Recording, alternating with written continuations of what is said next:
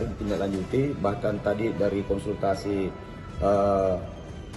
Aspitsus di atas dengan Irjen itu akan segera diterbitkan surat perintah penyidikan dalam perkara ini. Dalam waktu kapan Pak? Dalam waktu dekat atau masih menunggu? Secepatnya, ya. Dalam Apakah waktu akan melintas bulan 6 atau tidak? diusahakan minggu ini kita sudah terbitkan.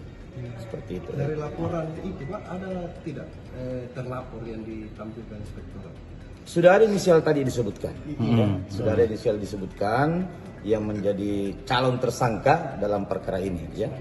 Jadi sudah ada disebutkan, ya. Jadi tadi sudah tegas itu disebutkan inisialnya, ya. Seperti itu barangkali. Iya.